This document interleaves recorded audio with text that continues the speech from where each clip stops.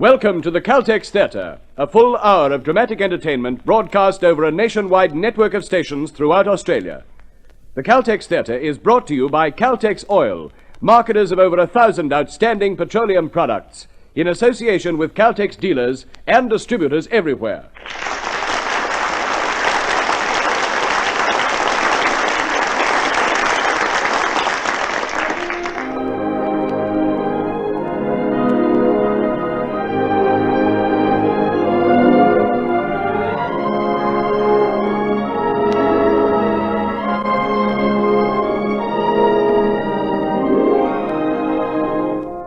Tonight in the Caltex Theatre you will hear ATune For A Trumpet, a bright and topical comedy of an aristocratic English family who, like many of their class, beset with crippling taxation, are engaged with the problem of making their stately home pay dividends.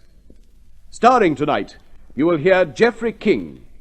Your producer, Creswick Jenkinson.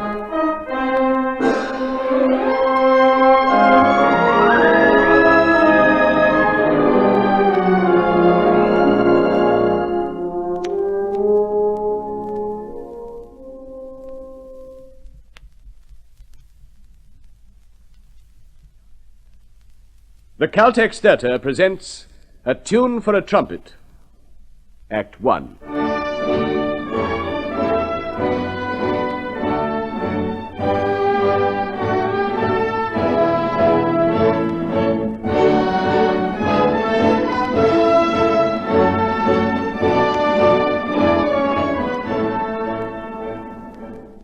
And here, ladies and gentlemen, we have the Great Hall.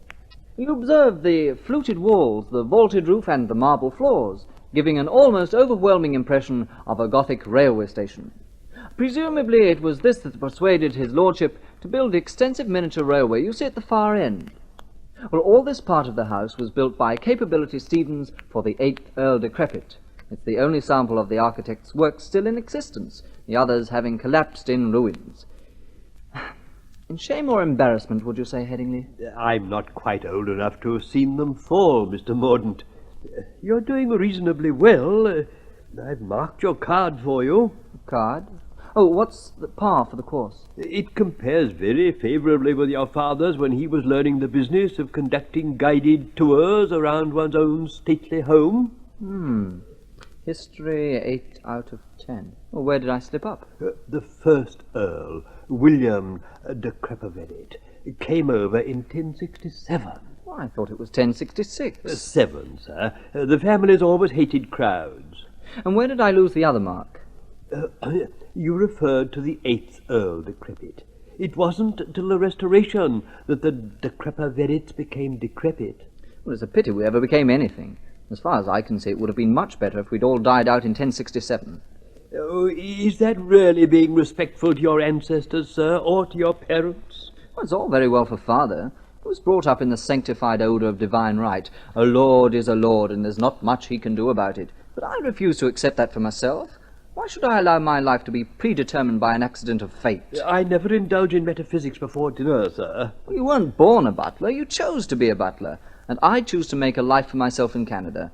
I wasn't the eldest son, and I'm hanged if I'm going to be stuck with this ridiculous title and all it entails. But according to the legend... And don't start on that again either.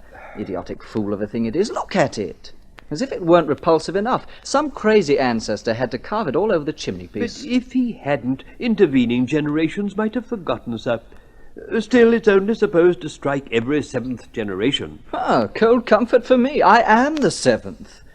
After generation 7, death shall see that life is riven from the heir and the eldest son long before his course is run. Oh, poor old Antony. That part of the wretched thing came true for my brother anyway. And the second son inherit all that his estate do merit. Thus the family line shall be bent behind posterity. Well, apart from anything else, it makes me sound like something out of Hiawatha. As you've decided to emigrate to Canada, that would seem to be singularly appropriate. Here you are, Headingley. My lord. Look, I've gone and mucked up something in this engine. Be a good chap and fix it for me, will you? Yes, my lord. I'm going to keep my little trains in good work in order, you know. Yes, my lord. Now, I'll attend to it now. We'll have another lesson tomorrow, Mr. Mordaunt. Eh? Lesson? What lesson was that? How to conduct a party of rubbernecks over our stately home, Father. Oh, my dear boy, you must be exhausted. I always am. It's all I can ever do to drag myself past that bed the monarch slept in. Still, it's all in a good cause and gives a lot of people pleasure. Frankly, I can think of nothing less pleasing. Oh, why are you doing it then? Oh, your head guide's had to go into hospital. Oh, has he? Oh, I must go and see him. Sir Headingley asked me if I take over while I'm here on leave. At any rate, till the new chap's ready. Is that the new chap I've seen trailing around with Headingley lately? Probably. An odd sort of fella. Always seems to disappear into the middle distance. Yes, he struck me as odd at first, but it's only shyness. I've met him several times having a noggin at the pub, and he's really rather good company. Well, let's hope he makes an equally good guide. I'd like us to be top of the takings again this year. Really put old Bertie Wiltshire's nose out of joint. Oh, why so vindictive? I'm not being vindictive, my dear boy. I laid odds with Wiltshire that we beat him this year. I want to collect. Ooh, rash of you making that bet. Well, perhaps not. But to be quite honest, I'm fairly confident we'll beat him. It's the gimmick, you see. Well, what gimmick? Well, the model railway. For every person who loves a lord, there are 10 who love a model railway. The public loves this one. It came to be the most valuable thing in the house, this set of trains. Pretty ironic when you think of that bust of Napoleon alone. Ironic? My dear Father, it's pathetic. Why particularly that bust of Napoleon? Eh? Oh, yes, of course, you were away in the Persian Gulf at the time, weren't you? We found it was full of lurid and unpublished letters from Josephine. Well, there you are. Still another priceless family treasure, yet you indulge in all this grubbing around for half-crowns. Well, it's also absolutely unnecessary. As far as the money's concerned, yes, of course. Ridiculous. Exactly. You and Mother are almost indecently rich, yet you sell those 2 Rembrandts and heaven knows how many acres of property. Why all this elaborate pretense of being one of the impoverished aristocracy? Oh, well, your mother needed some outlet for that wonderful energy of hers.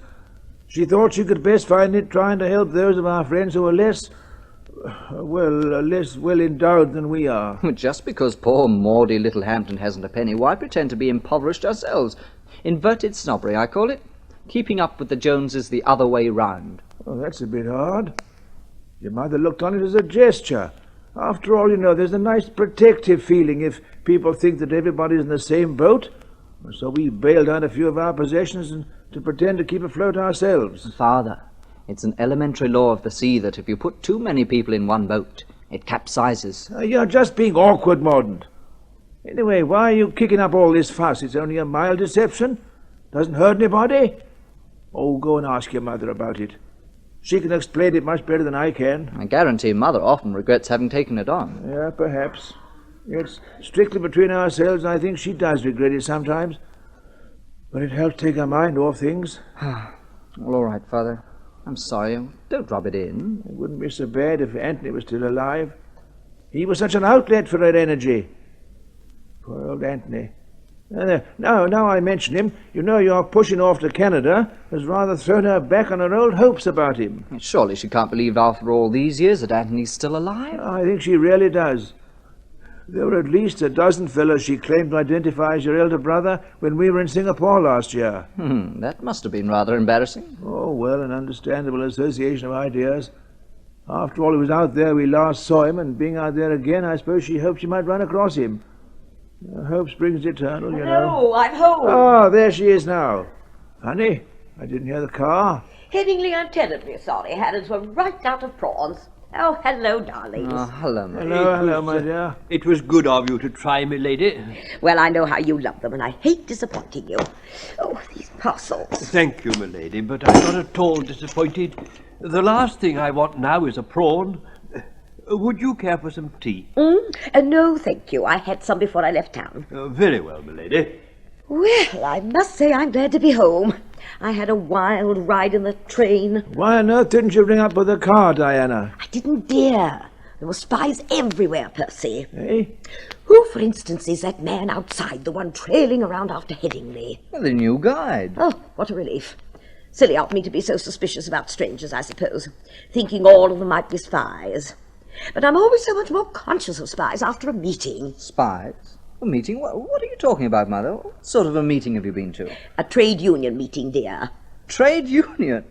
What were you doing there? I have every right to be there. I am a fully paid-up member. You? Belong to a union? Well, of course, dear, everybody does. What union? Stosh. What's the matter, Father?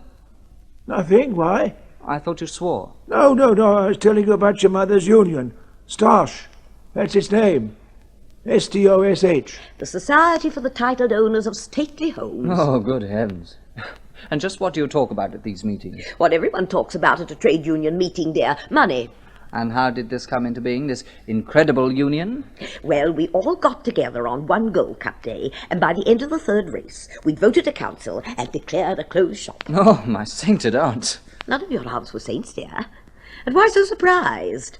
We had to prevent exploitation somehow. Exploitation by whom? By what are laughingly known as our peers. But aren't they all members of this union? Well, of course they are, darling. Our union was formed to protect ourselves from each other. Oh, well, I don't know. You see, before Stosh established a price freeze, there was the most awful mix-up over admission charges. Some shocking undercutting.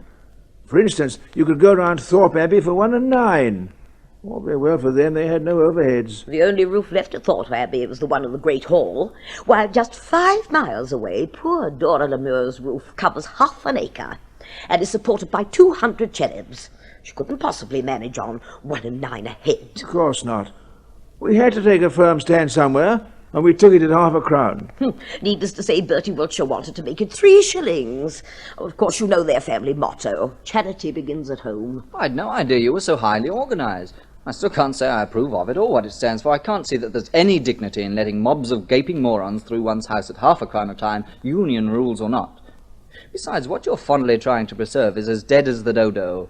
Can't you see your way of life is an anachronism? Well, I don't know what that means, dear, but it sounds most unpleasant. Mother dear, it's just that people look faintly ridiculous trying to live up to something that's falling down. There. I knew it must be something frightful. Your existence is nothing more than a fossilized attitude, a quaint exhibit under glass, as musty as moths in a museum. Ah, musty as moths, indeed. I think moths are rather pretty. Excuse me, my lord. Henson is waiting to go round the home farm with you. Oh, blast! I'd forgotten him. Oh, very well, Headingley. I'll be out in a minute. And when you have a moment to spare, my lord, might I have a talk with you and her ladyship? Eh? Oh, yes, of course. Thank you, my lord. I declare Headingley sounded faintly ominous just then. Well, we better get over with this straight away anyhow, whatever it is. Mordaunt, be a good fellow and go round with Henson for me, will you? And ask Headingley to come straight in. Oh, all right. By the way, you'll find Henson will end his tour of inspection conveniently near the Decrepit Arms. He likes his pint. Must I? He's such a bore. Cheer up. There's always Nellie behind the bar. She's one of my reasons for emigrating. Oh, dear, I still can't bring myself to believe he really means to go to Canada. I'm afraid he does. It seems such a waste. Couldn't you try just once more? No, my dear. He's shown not the slightest interest in the estate and no sense of obligation in his inheritance. Besides, he called me a moth. I remember when we used to be called butterflies, when we could be gay and extravagant and reckless. Oh, Percy, sometimes I long to cut loose again, go away somewhere where nobody knows us, charter a yacht and sail away and spend some money. Now, Di, you've been so good about it all that... And so I should be. It was all my own headstrong idea. You're the one who should be moaning. Why? Well, just look at what you've given up. Your yacht and your beloved Rolls Royces. Oh, I've got rather attached to my bubble car. Eh? Oh, Headingley, yes. You wanted to talk to us. Yes, my lord. If I may, I would like to make a short speech. What about? Myself. Oh, good heavens. No, I realize it's a little unusual, my lord, but then this is an unusual occasion. In fact, it's unique. I wish to announce my resignation. Your what? Headingley! My lord, my lady, this time next month I shall have been with the family 54 years. At the end of the month I shall leave its service. When your late grandfather was travelling to that bourne from which no traveller returns, in spite of subsequent rumours about the West Wing, his lordship left me a bequest. Since then, investment and development have paid considerable dividends, and it's through these dividends that I shall see you are both provided for. If your solicitor would care to get in touch with mine, they can discuss the terms of your annuity. An annuity? Oh, Percy! Oh, for heaven's sake, say something to him. How can I when I'm speechless? Well, Oh, dear. Headingley, it's really very sweet of you. It was such a kind thought, wanting us to have this annuity, but we can't possibly accept it. Milady... No. On the contrary, you must allow us to give you something. To add to your little nest egg. Right, Percy? Yes, indeed. And whilst we shall be very sorry to see you go, if that's what you really want, well, naturally we can't stand in your way, and... Oh, dear. All this is most unexpected and alarming. I regret the fact that you're alarmed about my departure, milady, and I insist on you accepting my annuity. But Headingley... Well, we can work all that out later. Let's not get in too much of a twit about things at present. I must say, though, it's very good your investment paying off so well, old chap. I'd no idea Grandfather gave you a bequest. What on earth was it? I put your grandfather to bed one night, my lord, when he was incapable of getting there by himself. And the next morning he insisted on my having some reward, so he gave me a small piece of Australia. Australia? Well... Quite, my lady. I have already arranged for a Mr. Smith to take over my duties. With your permission, my lady, I will introduce him to his duties during my last month of service. Oh, yes, by all means. Thank you, my lady. Thank you, my lord. Percy, what on earth are we going to do? Somehow or other, talk him out of making us this annuity, bless his old heart. And get used to this fellow Smith, whatever his name is, been around the place, I suppose. Yes. Place won't seem the same when Headingley isn't there. It'll all be so different. What's the matter with you two? You look as though you have all the problems of the world on your shoulders. Well, we have, more or less. You've been quick, haven't you, Mordaunt? Doesn't the home farm exist anymore? Oh, Henson said he'd rather wait and go round with you tomorrow. Oh. Say, what is the matter with you? An epidemic has hit us. First, you're off to Canada, and now Headingley's off to Australia. What? Headingley, he owns half Australia. Huh? We haven't quite grasped it ourselves yet, Mordaunt. All we know is that Headingley's resigned. Good Lord. Hey, but what's this about Australia? He owns it. Oh, Di, dear, please. Now, we mustn't let this unsettle us too much. Well, I am unsettled. I'm extremely unsettled. Headingley going down under, Morden going to Canada. Mordaunt, while I think of it, you haven't any horrid little scheme of sneaking off to Canada while I go to Scotland next week, have you? Of course not. Canada's such a long way away, and goodness knows when we shall see you again, dear. How long are you going for? And darling, I'm emigrating. Yes, I know, so's everybody else. But they seem to come back. Still, never mind, you'll have a heavenly time while you're there making new friends and avoiding old ones. Percy, wouldn't it be wonderful if Mordaunt ran into Anthony over there? Now, Diana, why on earth should Anthony be in Canada? Well, he has to be somewhere, dear, and Canada's so fashionable these days. Oh, please, Di. Now, come along, dear. We'll go for a nice walk in the garden and get everything worked out step by step. Canada and Australia, Mordaunt and Headingley, Anthony, everything. Anthony? Couldn't have been more than 7 last time I saw him. Probably wouldn't recognize him if he walked into the room now. Excuse me, sir. Oh, yes, sir. Smith, isn't it? Yes, sir. Mr. Headingley asked me to bring in the afternoon's mail. Oh, thanks. Smith? Sir? You know, I can't help feeling I've seen you somewhere before. Somewhere away from here. Would that be, sir? Possibly, sir. Odd. Can't quite place your face, though. Oh, it'll probably come back to me sometime.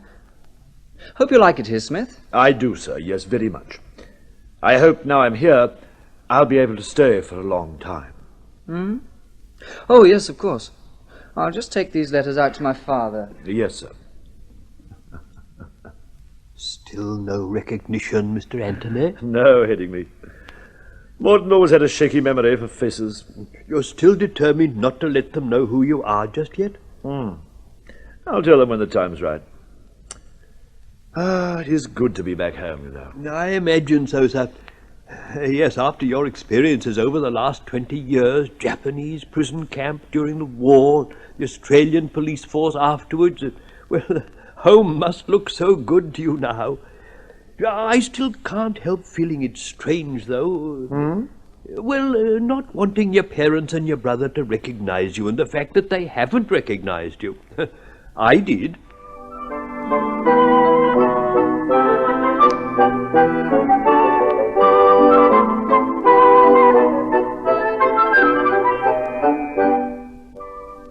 I got him, Headingley. I got him. Ah, the thrill and heat of the chase. Good morning. Good morning, sir. Whom did you get, my lord? A rat. A great big rat. I could resist a pretty woman, but I could never resist a rat. Imagine it. A rat as big as a rabbit in the cafeteria. And I caught him with my bare hands. Congratulations, my lord. Of course, I had to stun him with the bust first, but I got the blighter. That's the main thing. Haven't I seen you somewhere before?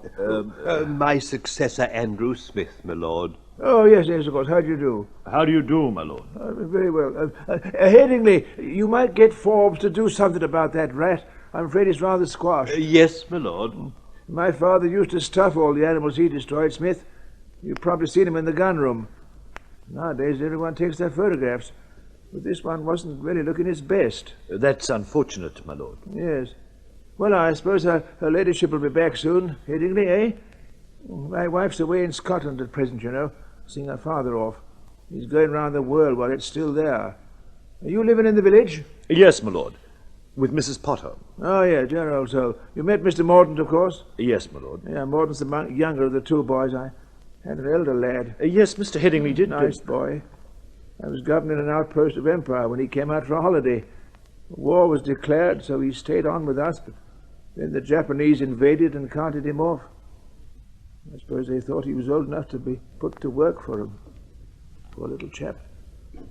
Still, his mother thinks he's probably somewhere about. He never was much good at writing letters. Well, I think I'll have a whiskey and soda on the strength of killing that rat. Splendid effort on my part, even if I do say it myself, getting the better of the beast. I remember once when I was in India, and there I was face to face with a man-eating tiger.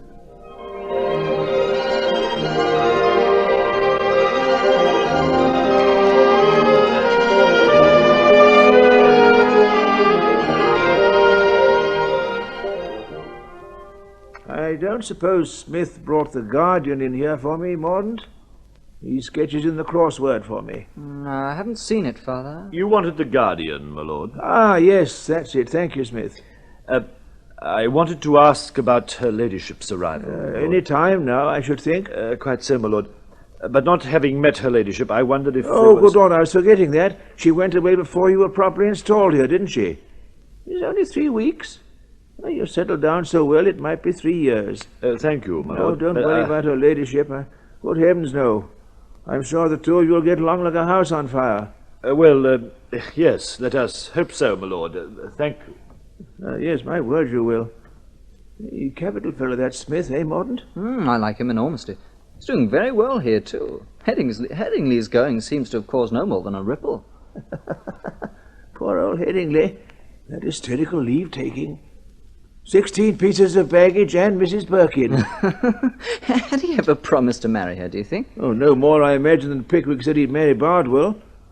Mrs. Perkins certainly let fly with some Dickensian wild talk. I must say I'm rather glad your mother wasn't here to witness it. I imagine she's being treated to some pretty fine wild talk in Scotland right now. Our relatives up there have hysteria down to an art. Ah, poor darling. It can't be much fun for her at all. Dreadful thing to have happened, her father going off like that. Yes, so sudden. Well, there was Grandpa throwing a party the size of a royal ball, and the next minute the whole thing turns into a wake. Yeah, I wish she'd let me come up there for her, be with her. Oh, when has Mother ever willingly let you face the unpleasantnesses of life? Never. Oh, Mother! Oh, why, darling, I didn't hear the car. No one told me you were back. Well, I wanted to surprise you, and I'm glad I have. Oh, that's the most wonderful surprise. How are you? Feeling better? Oh, yes, more or less over it now, Percy. As a matter of fact, being quite honest, there wasn't much to get over. The whole thing was almost too funny to be gloomy. Funny? Well, I didn't mention it in the letter, dears. I didn't want to run the risk of the truth getting into the wrong hands. You see, everyone thought Father died of a heart attack, but he didn't. If they knew how he really died... Well, how did he die, for heaven's sake? Laughing. What? Died of laughter. And he literally couldn't have timed it better. You see, he'd arranged a gift into Vivos for my brother. What's that? Oh, a way of avoiding death duties. You make over all your money to your heir while you're still alive. Yes, but the crux of the whole thing is that having given it all away, you have to live for another 5 years at least. Well, we were strolling in the gardens when suddenly he smiled and said, "Died, what's the date?" When I told him, he gave a great shout. "Ha ha!" he roared. "I've done it. I've lived a full 5 years." And then he started laughing. Well, he sat down and he was still laughing when he died. They're thinking of having a statue. Won't that be nice for him? Oh, very nice. He was always mad about pigeons. Excuse me, my lord. Yes, Smith, what is it? Oh, by the way, Diana, you haven't really met Smith yet, have you? Headingley's replacement, you know. Oh, why, of course. How do you do, Smith? I hope you'll be happy with us. How do you do, my lady? Thank you, I know I shall be. Yes, now, you wanted something, Smith? Evans has just brought in her ladyship's luggage, my lord. Would you like it sent upstairs, my lady? Yes, please. Very good, my lady. Oh, where was I now? Oh, yes, the funeral. Well, the only miserable part of the whole thing was the reading of the will. Isn't it odd how the moment a will is read, skin and bones begin to look like beaks and claws? Naturally, with everyone already and everything assigned to my brother, there was only... Who was that man who walked out just now? Smith. Who is he? The new butler, of course. Oh, yes, of course. The new butler. Well, there were only a few personal bequests. Morden, darling, your grandfather said that where you were going, time is money, so he left you his gold watch. Oh, I say, that's very handsome of him. Oh, Yes. it's magnificent. Yes, indeed. Percy, Yeah? did you ever tell Father you'd like all the old back numbers of the Canary Keeper's Annual and the Tram Lover's Guide? Good heavens, no! Well, you've got them, dear. Oh. And a small paper knife. The pages are still uncut. Oh, Did you say that man's name was? what man? The new butler. Smith, Andrew Smith. Ridiculous. It's Anthony. I knew it in a flash. No, my dear Diana. I'm perfectly sure this time it's our son, Percy. I always knew he'd come back, and now he has. Oh, hasn't it suddenly become a glorious day?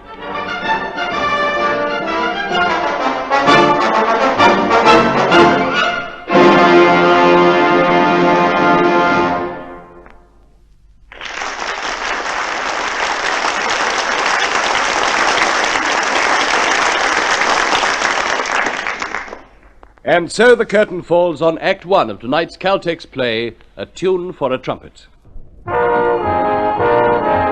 If you care for your car, fill up with the gasoline designed to take better care of your car's performance. If you're already a confirmed Caltex man, you'll know what we mean. If you're not, fill up with Caltex butane-boosted gasoline and see what a performance difference there is. Caltex butane-boosted gasoline gives faster starts, smoother acceleration, and more economical running. The gasoline designed for today's faster pace, Caltex butane-boosted gasoline, takes better care of your car's performance. Drive in for Caltex butane-boosted gasoline at the sign of the Caltex Star, where we take better care of your car. The Caltex Theatre now presents Geoffrey King in A Tune for a Trumpet, Act 2.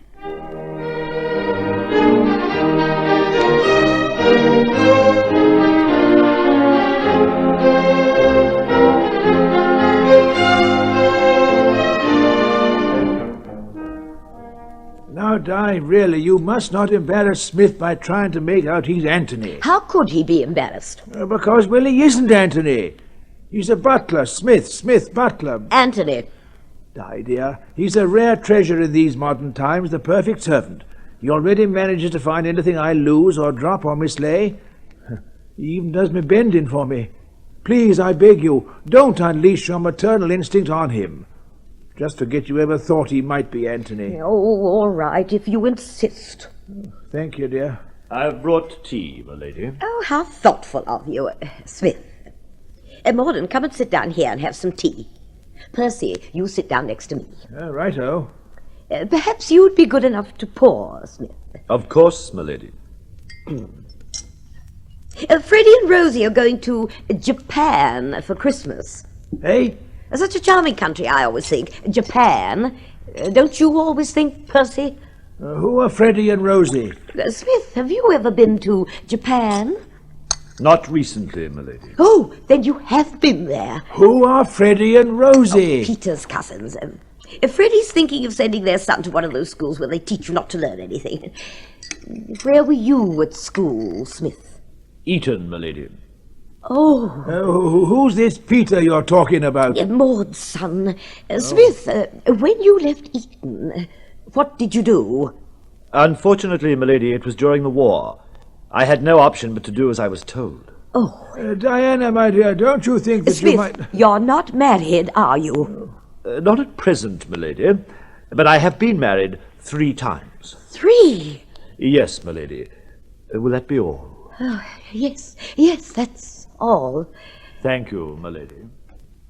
Oh, champagne. We must have champagne. What on earth are you talking about now? Percy, darling, I'm a grandmother. Rubbish.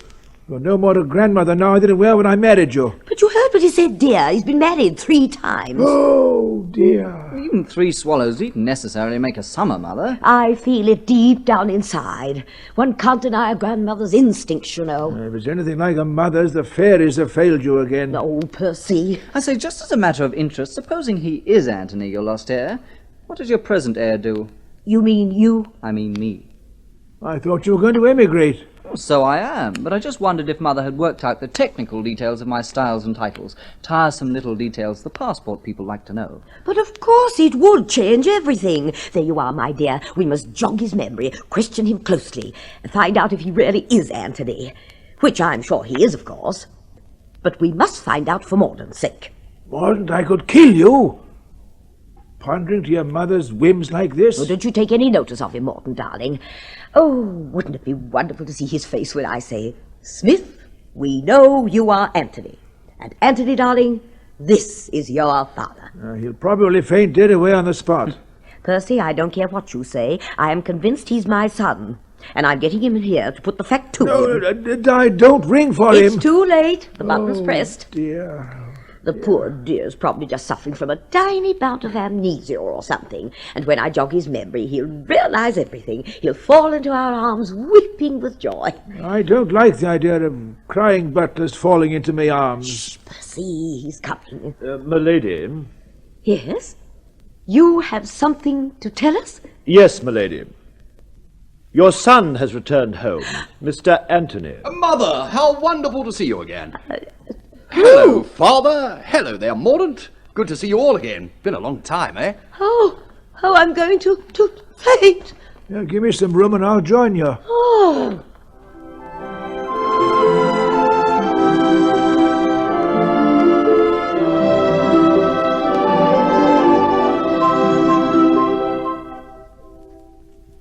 Oh, hello, Smith. You finished dinner early, Mr. Mordaunt? I couldn't bear another second at the table. Ooh, that brother of mine. Oh. If he is my brother, which I very much doubt, no brother of mine could be such a dreary creature. All his talk about the phenomenal business success he's been, how he's going to reorganize the place here. It may be a dreadful thing to say, but I wish he'd dropped dead. You're disturbed that you're no longer the heir, sir? Oh, good Lord, no. If he were my brother, I'd gladly relinquish everything. I don't want to be heir, but he isn't my brother. He couldn't be. Well, I'm sure everything will work out in due course, Mr. Mordaunt. Perhaps. I don't know whether Father's 100% convinced about him yet, but Mother... Yes, I think he's convinced Mother.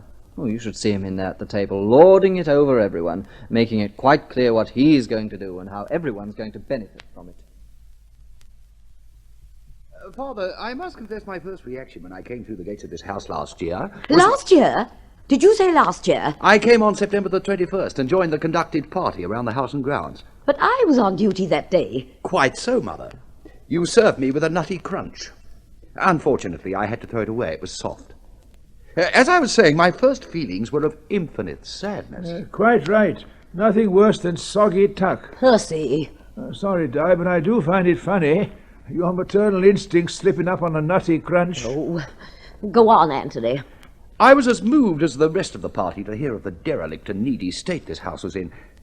When I got back to Huddersfield that night, I composed a questionnaire for myself. Oh? I've based my success in life on making out similar questionnaires, by following what I consider to be the strongest line of duty. And to what extent have you succeeded? Materially, to about £20,000 per annum. But spiritually, I realize I'm impoverished. However, now I can do something to satisfy my soul. I can use that 20,000 a year to restore this place to its former glory. In short, I want to acknowledge my inheritance with more than an empty gesture. Mother, Father, you have £20,000 at your disposal. Oh. What can we say? Thank you. Eh? Oh, yeah, yes, of course. Sorry. But, as you know, I came here arousing as little curiosity as possible. My request that my true identity be not revealed to the servants and the public at large seems to have been observed by Smith. It will be so much better to get everything properly organized before giving an interview to the press and telling the world who I am. When you speak about getting everything properly organized... well, with your permission, I intend to use the East Wing as an operational base. Business efficiency depends on the saving of time and space. The waste in this house alone is appalling. Those dungeons, for example. Why hasn't anybody thought of growing mushrooms in them? I can't imagine. However, that's beside the point. Mushrooms are trifles. Truffles, dear, surely. Please, Mother. What I propose is to make every inch of the house and estate pay for itself. Take the furniture, for instance. I know a bit about that sort of thing. We'll earmark all the stuff we want to keep. The rest we can sell. We're not a bazaar. We can turn the ballroom into a dance hall, the steward's pantries into coffee bars, and the old pantry will make a perfect dark room. What for? The resident photographer. Oh. Apart from the daily visitors, people who live in caravans like to be photographed in castles. What caravans? There's a perfect site down in 5 Acre Bottom. Oh, Percy, if we let him do it, we'll be thrown out of Stosh. Oh. Oh, I say, has she fainted again? Odd. I imagined I'd inherited her iron constitution. Obviously it was yours. For heaven's sake, stop talking and fetch Smith. Oh, yes, of course. When Mother recovers, I'm sure you'll both appreciate how opportune my return is. For myself, I have no doubt about it. Oh, and as soon as one can, spiritually, one should call a halt to the manufacture of jelly babies. All right, I'll get Smith.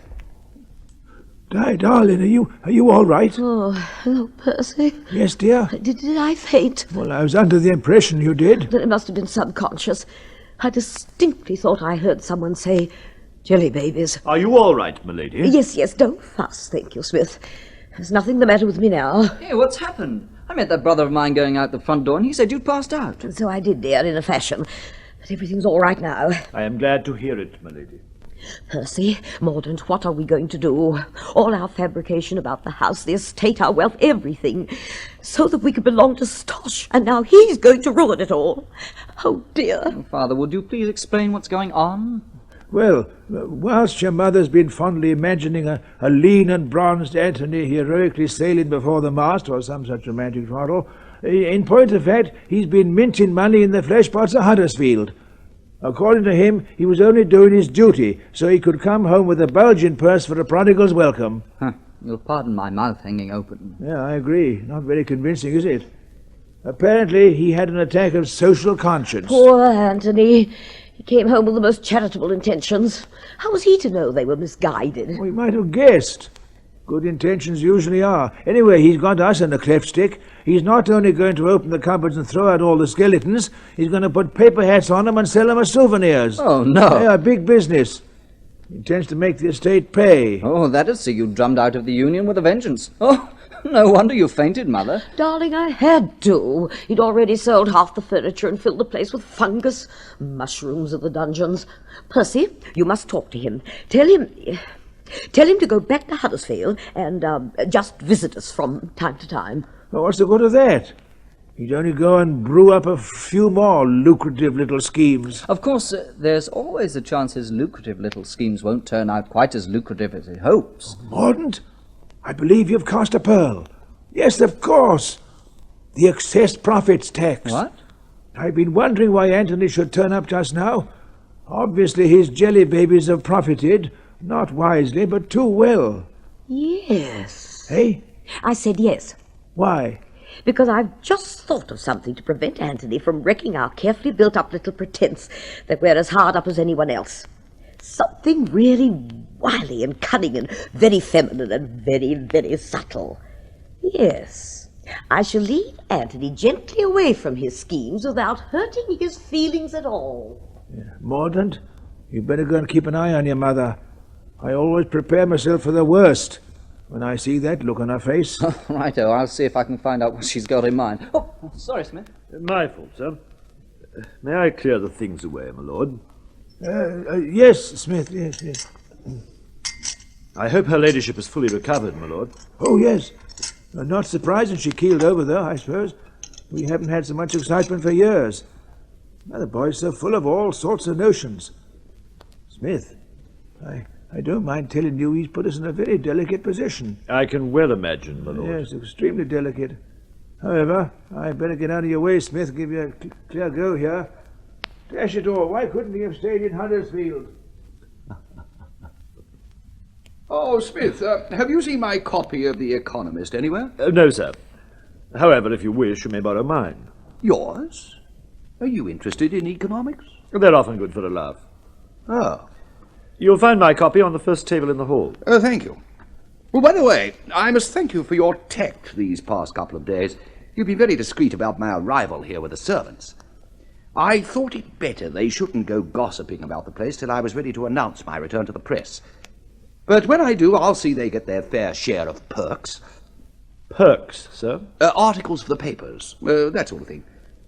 One of the housemaids can say she saw a vision. I'm afraid I don't quite understand. Oh, it's being done all the time. I saw him on the stairs a week before he returned, says pretty parlourmaid. I'm sure we can do without perks like that. Oh? Don't you feel it might be better if I decide what shall and what shall not be done around here, Smith? As you wish, sir. How long have you been in service, Smith? From a very early age. I started as a fag at school. Oh, a fag, eh? Oh, well, you can't begin too soon. Nothing like discipline. For all of us, sir. Eh? Quite so. Have we any playing cards here? The top right-hand drawer of the desk in the study. You might fetch them for me when you've finished here. Very well. You play poker, don't you? Yes, why? Want a game? No, thank you, sir. I never play outside my own school. Afraid of losing? On the contrary, I was born lucky, they told me. Talking of schools, do you remember Polycarp? Polycarp? No, I can't say I do. Well, no matter. You weren't here in old Headingley's day, were you, Smith? I was for a time. I don't remember a great deal about him. I'm not surprised to hear that. Not seeing him for so long, one does tend to forget. If I may say so, you seem to have forgotten a great deal about a number of things. Do you think? What are you trying to say? Just making an observation, sir. I see. Exactly what did you mean by mentioning that word Polycarp? Nothing in particular. It may be interesting, though, to see how long it takes you to remember it. You're talking in riddles, Smith. Am I? Forgive me, sir. In future, I'll try not to be so abstruse. Do that. I suppose you've heard what I intend doing with this estate? I've heard snippets, sir. Do my ideas appeal to you? Does it really matter whether they do or don't? No, I don't suppose so, but as a matter of interest, you may care to pass an opinion. Well, sir... Oh, I say, what's happened to the lights? Fuse must have blown. What on earth was that? Be well, be well. Good Lord, what is it? A ghost? By the hand of witch and warlock, time shall take the hind and forelock of the eldest son, ere his course is run, and the second son inherit. Heaven help us, that was a ghost. No, sir. Your mother. Eh? Ah, and there we have the lights on again. Of course, rumours abound here that we are haunted, but that was not one of the apparitions. Mother? Well, why on earth should she go on with that nonsense? Perhaps she's hoping to frighten you away from the place. Why should she want to do that? She may feel your sudden return will disturb her life too much. How dare you say that? No? You ask for my opinion about your plans, sir. Her ladyship's ideas and mine match up reasonably well. If there was some way I could frighten you into leaving, I'd be tempted to try it. My mother is delighted over my return, Smith. And one more remark like that from you, and we'll see who leaves. I always believe in giving honest opinions, sir. Very well. So you may not have much faith in my plans at present, but I'm a tolerant man, Smith. Easygoing, one might even say. I'm prepared to overlook what you just said. Yes, you'll grow to like my ideas in time. It's essential you do, as a matter of fact. Why, sir? Because you're a very good butler, even if you are a little outspoken. You can be of great help to me. Yes, indeed. So we'll just forget that little contretemps happened, eh? Very well, sir. Yes, that's the way. You mentioned rumours about the place being haunted. Tell me more about that. Being away so long, I've forgotten all the legends. The West Wing is supposed to be haunted by your great-grandfather. Many people swear they've seen him. His presence is first announced by an echoing hiccup, after which the spectre comes lurching down the corridor, smelling of rum. Whew. And what happens then? He usually trips over his feet, falls flat on his face, and disappears. Oh, bad luck. Why, sir? Well, then he's not more fearsome. If only he'd clank some chains and let out some blood-curdling screams. That's the sort of thing the tourists want from a ghost, you know. They like to be scared. Oh, no, I believe there's nothing at all scaring about your great-grandfather. Doesn't he do anything more than pass out? If one should be standing before the spot where he collapses, he will attempt to tell one a few slightly risque stories, but he always forgets how they end and has to be prompted, which tends to take the gilt off the gingerbread, as it were. Oh, yes, shame that. I'll have to see what can be done. Maybe I could hire an actor to scream and moan as a ghost up and down the West Wing. And frighten your great-grandfather, sir? I'm sure his lordship would never stand for that. Smith, you're not trying to have a joke at my expense, are you? I wouldn't dream of such a thing, Mr. Anthony. The main thing is to get the papers talking about it. That ought to bring out the psychical research people. They're always worth some publicity. We must apply for a special license and turn the stables into bars. Oh, there's no end to this. The place is an untapped gold mine.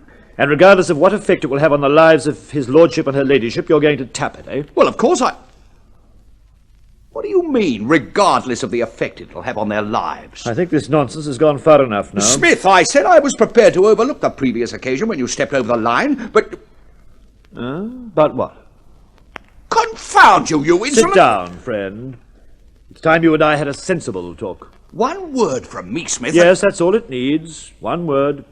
Oh, I'm sick of this. Clear out. Go on. You have your notice. Pack your things and get out. I'll find someone else to replace you. I doubt it. However, you. I'm sure we won't have any trouble replacing you. What? How dare I've packed your suitcases. They're in the back of the car. You can leave immediately. What? And the car's at the side door to make it more convenient for you. No one should see you leaving from there. I'm sure you'd prefer not to be seen. Now, look here. I have. I wish you could see your face. What? We were talking about schools earlier on, you remember? Schools? Poker schools. I was reminding you how unwise it is, Arthur, to gamble outside your own school. Just what are you? In this school, Arthur, I hold all the aces. You haven't a chance. You're off your head. Where's my father? Your father died, didn't he? What? I seem to recall he died quite a number of years ago. Look, I don't wish to appear inquisitive, but can you prove that? As conclusively as I can prove that you're not Anthony Viscount Sequester. Your name isn't even Denton, is it? You changed it when you were expelled from Eton. By the way, I never caught up with the full story on that. You seem to think you know a lot about me. Were you at Eton? I was. With me? Yes. I don't remember you. As far as I recall, you were owing me 5 bob, a pint of champagne, and a tin of baked beans. Polycarp! What do you know about Polycarp? There were only 3 of us in that gambling club. That's right. You were Polly Doodle. Scratcher Paul was killed in France, and Pretty Paul was reported missing, presumed dead. Exactly. Only presumed. Anthony? Of course. Good Lord. But what happened? Where have you been? Oh, that's a long story, but not for now. I'll tell you some other time. But what the devil's all this butler charade? It's my way of trying to work my passage home. It gives me time to acclimatise myself to the family and the old way of life. Well, I'm blown. Oh, this is mad, the whole thing. It's superbly scatty mad. Well, what have I got to be so cheerful about? I've been stacking my chips for 2 years on this gamble. That's why I wouldn't play you. I told you I was holding all the aces. But whatever possessed you to try such an impossible gamble? You should know me, if anyone does. Just the gamble. A little bit of a risk, a little bit of luck, a lot of vanity. And you know, it wasn't all that impossible with you out of the way, as I thought. We were often mistaken for each other as boys. 20 years have made a few changes. I don't mind saying I think I've weathered them better than you, old boy. Perhaps. Well, of course, the game's up now, so I'd better take your advice and go for my life. Here. What's that for? The 5 bob I owe you. A tip for packing my things and getting the car ready. I'll hear that story of yours one day over a pint of champagne and a tin of baked beans. How quickly the mighty can fall. It's a shame. A beastly shame. Cheerio, old chap. Oh, Smith! Smith, have you seen my son? Which one, my lady? Mr. Anthony. Oh, Mr. Anthony. Well, he thought he saw a ghost walk in here earlier tonight. Oh, did he? And it gave him such a fright he packed his bags and rushed out of the house, swearing never to return. He's terribly afraid of ghosts. Oh, isn't that marvellous? I'm sure I know exactly what you mean, my lady. I say, who's gone off in a car this time of night? It's just gone whizzing down the drive like one of the bats out of the North Tower. It must have been that idiot Morden clowning about. He's gone. He's taken off into the night. Who has? Anthony. Good Lord. Well, of course he's gone. Men, what can you accomplish when there's a woman at hand? I organised his departure quite simply. All it needed was a little feminine guile. And I think I deserve a little party for being so clever. Let's have some champagne. I just happen to have an iced bottle and some glasses here, my lady. Smith, what would we do without you? I always make a point of having a bottle on ice. One should never overlook the possibility of burglars. I believe in approaching a burglar with a bottle of champagne. It's rather disarming. Oh, well, Mother, I can't imagine how you managed to get rid of him, but it'll give us a bit of a breather at least.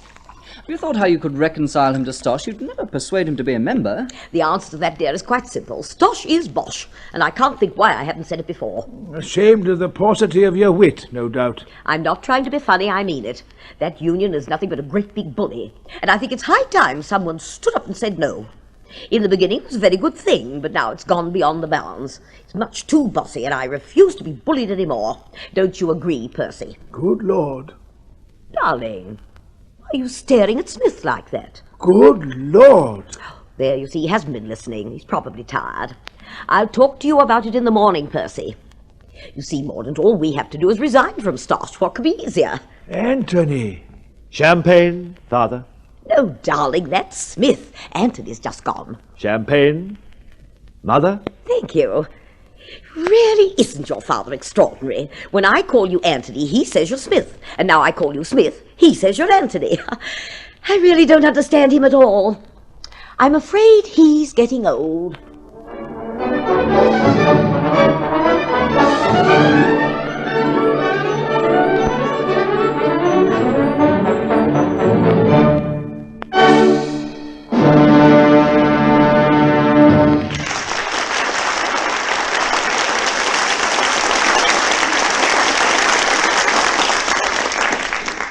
So ends our Caltex play, A Tune for a Trumpet.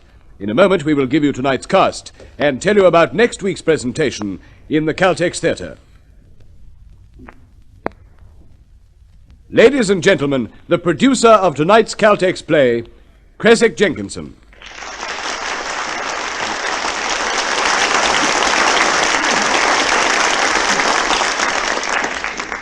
Thank you. A Tune for a Trumpet was written by Gwen Carroll and adapted for radio by John Crane. In the starring role you heard... I played Percy, the 6th Earl of Decrepit. This was Geoffrey King.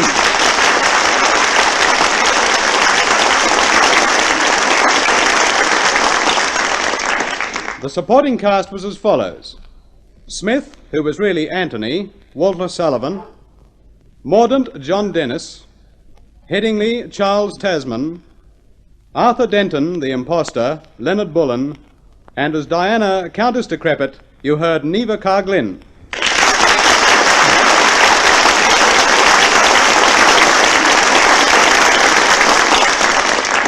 Thank you, Mr. Jenkinson.